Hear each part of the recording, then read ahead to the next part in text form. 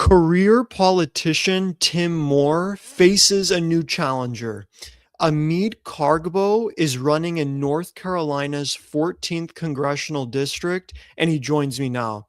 Ahmid, thank you so much for being on the program. I really appreciate it.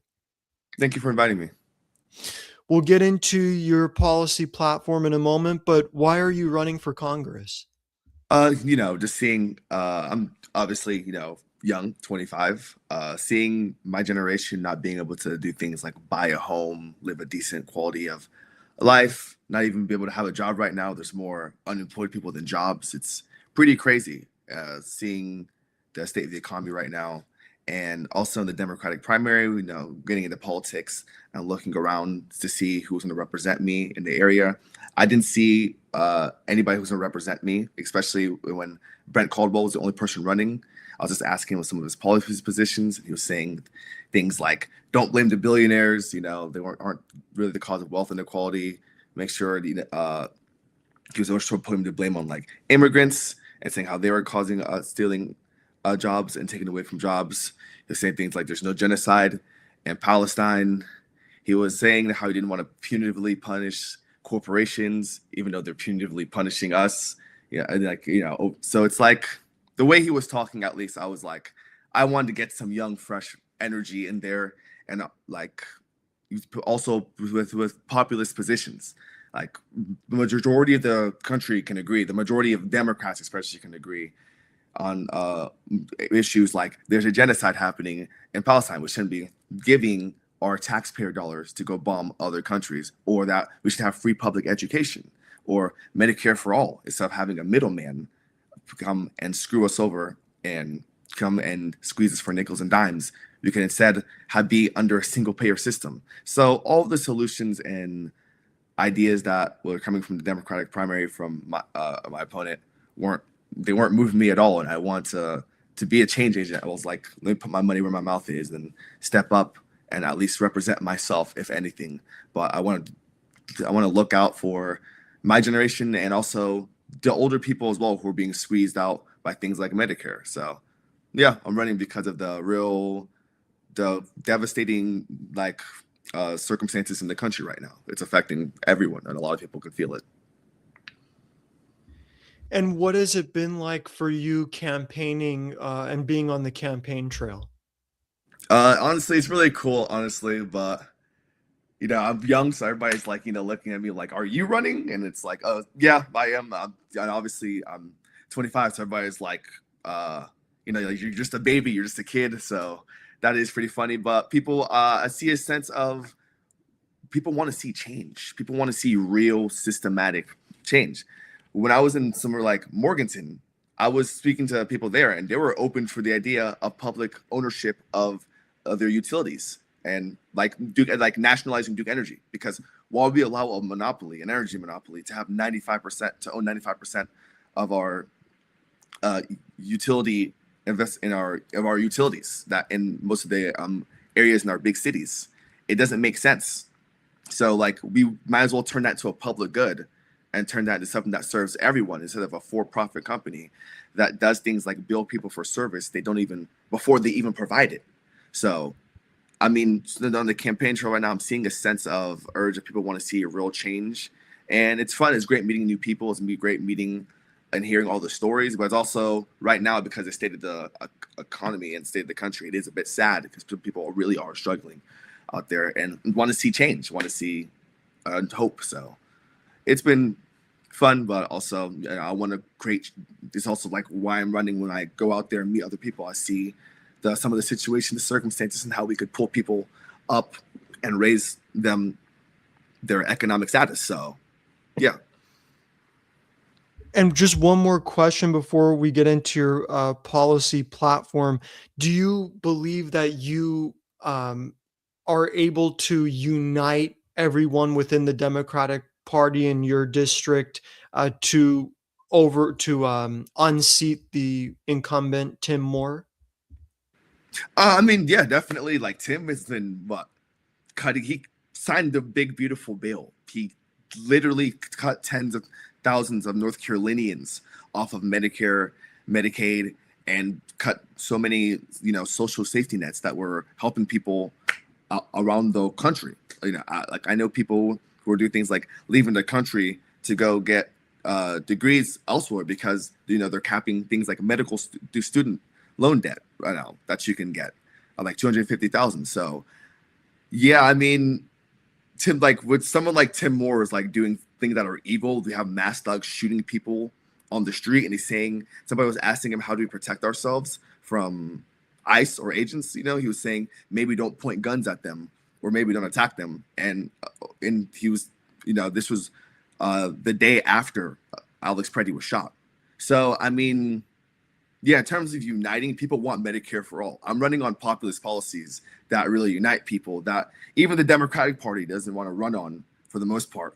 You won't see our leaders like Chuck Schumer's, like Hakeem Jeffries say something like Medicare for all, or, push for those real populist policies that people literally want because they're popular. And also that, it would also cut into corporate money and stuff and all that. So yeah, I mean, for the people, I think I could definitely unite the people because the people are also when people talk about people in like rural areas especially and how they speak about like maybe like, oh, they have different politics, or maybe they have like they know what works here maybe won't work here, how can you unite them?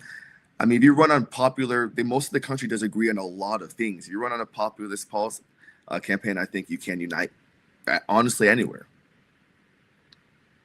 And let's talk about populist policies. I have interviewed several candidates so far on the channel, and I have scoured through many campaign websites, and you bring up some policies that I've never have seen before from any candidate. And we're going to start with the first one, which is nationalizing artificial intelligence. You want to take this new emerging technology and nationalize it. How do you respond to critics who may be afraid that putting artificial intelligence in the hands of government ruins the public's privacy? Well, right now we literally have companies that are private companies stealing our information in our data and price gouging us. And I mean, for nationalizing AI, I also would say let's say more like democratizing AI. I would like when you're putting it in the hands of the government instead. Like we may, like I would, of course want to make robust laws so that it's not just some government oversight. Like the DHS just has full control of AI and it's just tracking all of us and using them for their nefarious deeds and tools. Of course, I want to do things.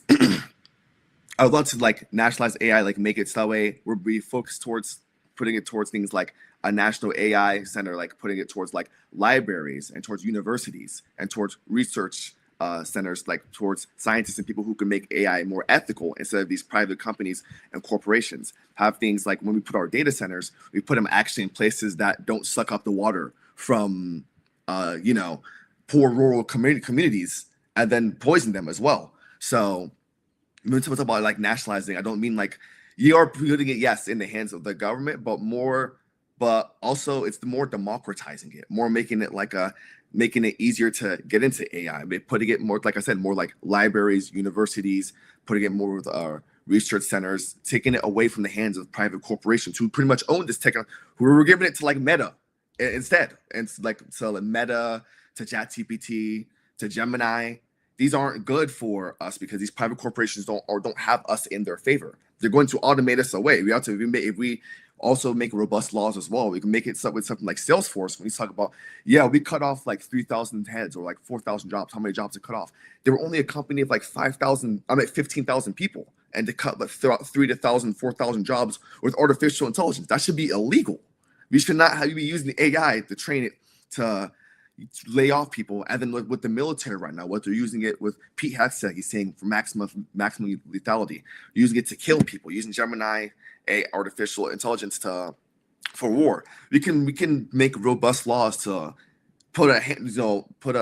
rein these tyrannical people in, so that way they're stopping them from using these tools for war, for murder. When Alex Karp is bragging about his company Palantir using it to kill people and using it, it's just, we shouldn't be moving towards a future like that. These technologies should be much more safe, much more looking for the human beings for our well-being and safety. So, because I mean, there something I put in my website as well. Like these technologies it's here. We're not gonna avoid them.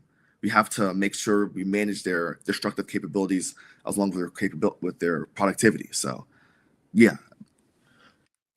How what is your view then of if you nationalize AI, then you would potentially lose the tax dollars that would come from these private corporations to fund some of the programs that you believe in expanding healthcare access. It does require tax dollars. If you nationalize AI, you're not going to get the tax dollars generated to fund your other populist planks. Well, I mean, in that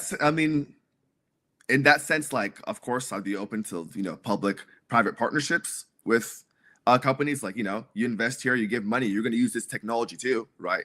I would buy, completely shut out the private market. Of course, if we make laws that are robust, protect our data, protect our, you can't price gouge, use this technology to like price gouge us. These companies can use it as well and benefit. I would love the barrier of entry to be much easier. So even you're somebody just a regular startup, there's like a national AI cloud you can just like kind of tap into, use that, maybe even pay a little bit or whatnot. Like we could definitely do partnerships with other companies, but even if not, with nationalizing, the thing is with artificial intelligence, look at how they're using it to automate us out of the business. The productivity that comes with artificial intelligence is undeniable. Like with these, if we invest into artificial intelligence in the future, let's say we're going to 2040, 2050, the productivity and gains are gonna, even if we did nationalize it and then we didn't do it, the productivity that we're gonna gain out of it is definitely gonna be much more than the investment. So, I mean, the taxpayer dollar is definitely gonna pay itself, honestly, because we see how potent this technology is right now. What is it gonna be like by 2060? You know? And then what is your response to those who would say nationalizing could work? You could still, as you say, have productivity, still have a very productive economy with a nationalized AI, but it would hurt investors who they're not in the top 1%, but they want to climb up the economic hierarchy and they're first time investors and they're investing in companies that uh, are AI companies, are investing in AI like Nvidia, and then they won't get a chance to see their investments grow because the industry would be nationalized. Mhm. Well, I mean, that's a very small percentage of people, honestly. Like the idea that the stock market is very privatized, like to be private, like the gains are privatized. Only a few people actually see the stock market gains. And then when the stock market crashes, everybody feels that. You know, when the stock market crashes, you know exactly when, because something big, happens. So, I mean, the idea like wealth tying it to stocks and like like you mentioned some company like Nvidia. I saw like Nvidia is like worth almost like more than GDP of Germany. Nvidia is an overinflated stock, anyways. These companies we're in a bubble. It like like most of our economy right now. It's crazy how much of it is legitimately artificial intelligence. I don't think that we should be tying. Yeah, like that's a very neat. I'm that's a neoliberal, honestly, like thought to me like tying economic stability and like your gains to the stock market and like saying thinking that will like affect a lot of people. It's only affecting a small amount of people.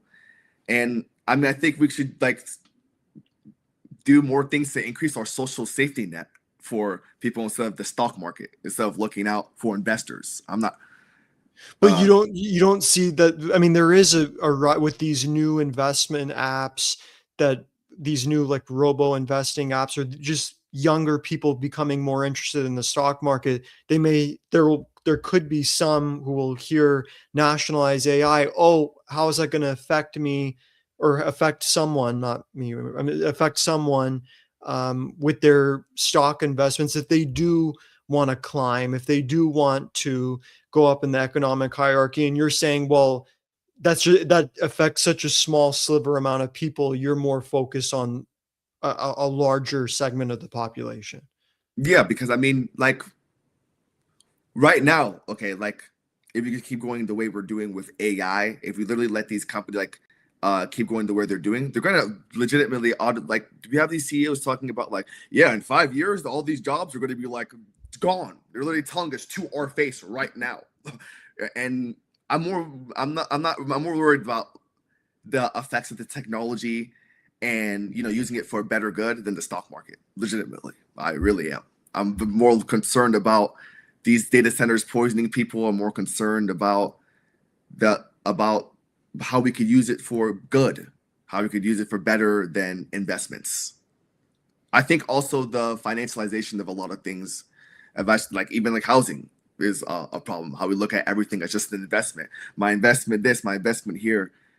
When something like artificial intelligence could be something like a great technology to that we all invest in with private partner, whether it's a private partner partnership, private partner public partnership, or through nationalization with the government, and we give it lots of money that it needs and deserves with well-written, robust tools to protect the American people.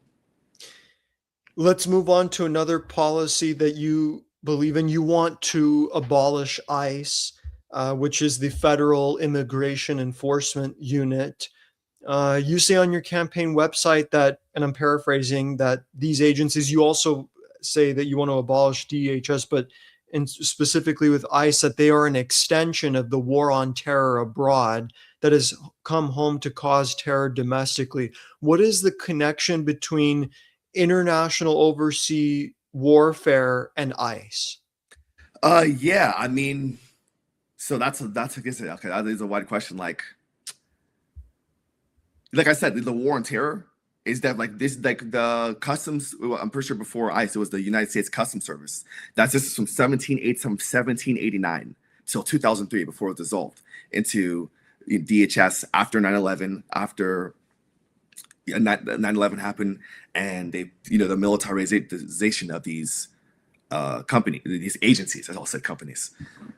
The people talk about things like the boomerang effect. Like colonialism. You go out and use the methods that you use to go to other countries. Like we went to Iraq, Afghanistan, and then it comes back to eventually come back to suppress rebellions at home, or not even rebellions, protests at home. All of a sudden, like, and so I mean, yeah, the military. Look how our the militarization, the military, especially the military industrial complex, involved a lot of these supplying weapons. Getting our military to do bad things overseas. It plays a big role in when it comes back and affects us. When you see these people wearing these vests, they have a massive, large budget because we've been pumping money into our military, or into making things militarized with no end in sight. You also said how's it put like internationally? Like we have, like there's an ICE agency headquarters. Oh no, not headquarters, but base in Israel. In like Tel Aviv. They literally train with people like the IDF. They're literally bringing militarized tactics to our streets. So I mean, I always use when I'm saying like abolish them, like they were made in the war in the image of the war on terror. They were made in 2002, right after 9/11.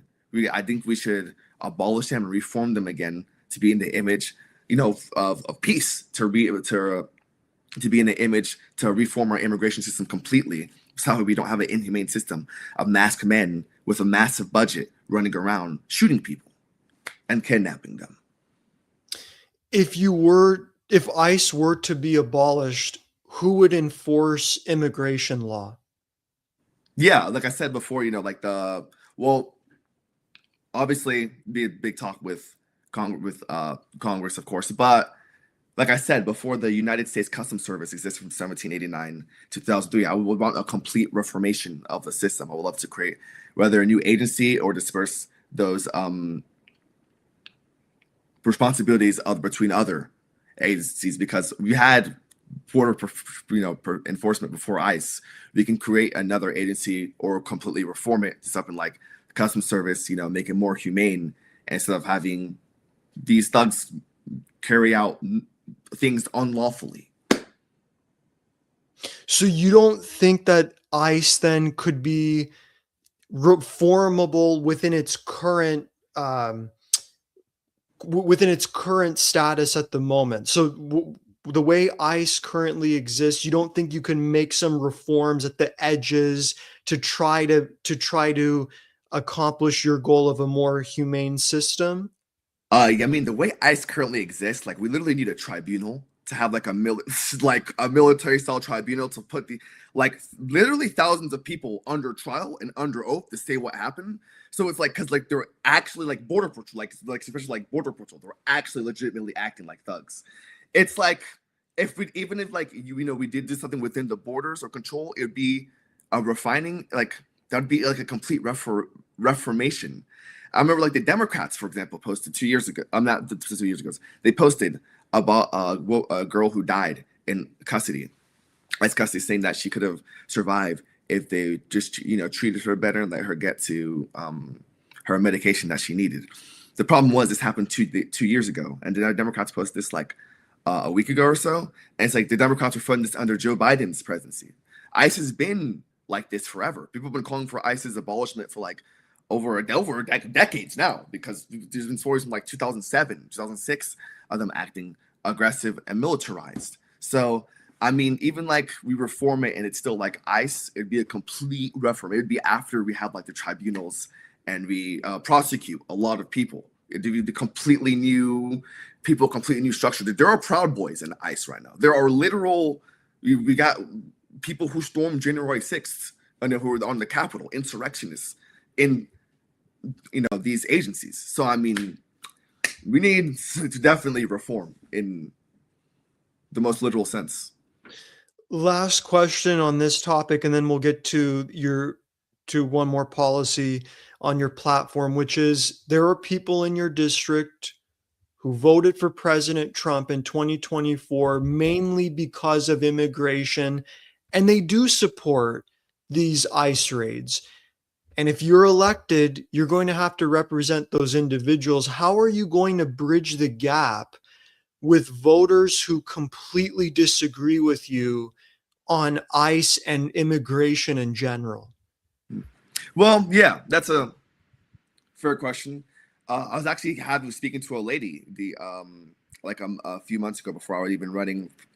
She was talking about we're talking about border patrol, ICE, a few things, and she was just talking about how like, oh well, they're enforcing him, legally. She was just talking about how like they're taking only legal immigrants, and talking to them about showing them how they're taking very much legal citizens, taking people who lived there their whole life, taking people, just snatching them off the street for no reason at all, just for the fact that they have a different skin color. How would I like? A lot of people, when I'm talking to them, they're talking about these raids like they're completely legal, which is fair because we have a propaganda wing that's saying Renee Good tried to hit Jonathan Ross and then he suffered internal bleeding. That's the climate that I live in right now. We live in a post-truth world right now, so it is hard trying to talk to some people about some things because we literally live in two different realities. You are getting facts that this is a domestic terrorist who tried to kill a federal agent, and I'm seeing a woman who just got shot for over her First Amendment right, and agents who tried to take her out of a car when they had no right or jurisdiction over her. So whenever I see some of these raids, how I speak about it. I mean, like with a lot of people right now, people are getting murdered straight up. So that is giving a lot of credence to my side. Before, people were just getting snatched up. People are still kind of inhumane about that and like are like, they're just in jail for a little bit. Who cares? Just show your papers. But I mean, people are really getting murdered right now, and you can see it on video with they're provoking people. I mean, ICE is like Trump did have, I wouldn't say a mandate, but he definitely did win the popular vote, and people were concerned about immigration in 2024. That was a concern that people were running on and wanted. When people are seeing these mass thugs now doing this, there are a lot of the polling people saying now immigration is important and they want a more humane form of immigration. I'm not saying no immigration. Like I already said earlier, we've committed genocide and Palestine. We have real enemies of the state that we've whether people just hate America or the people we've killed innocently. We have we do need to protect our borders. We do need to have a safe space. And I'm not saying no immigration, but also I just want to balance out the humanity. People are seeing people dying. I do want people to know that they're doing this to a white nurse in the middle of the street. What's happening to our immigrants in a jail cell when they're reporting that people are dying from homicide from strangleholds in ICE imprisonment camps. So I'll try to balance that with the humanity. Let's get to your the last policy here I wanted to discuss, which is something that candidates don't really talk about. Public media. You want to reinvest in public media. President Trump, the Trump administration, made some cuts early on in the administration to have less funding for NPR and PBS. Why do you believe that is such an important issue to run on? Like public media is awesome, seeing a high quality media that could be presented for things like our kids. Like our kids are watching slop right now. The things like YouTube shorts, with our TikToks, with I mean, we're literally putting AI garbage in front of our kids. That's like the way they're speaking, the way they're talking, our literacy rates, our media literacy rates, because of how we have literally things like Fox News out here pumping out garbage.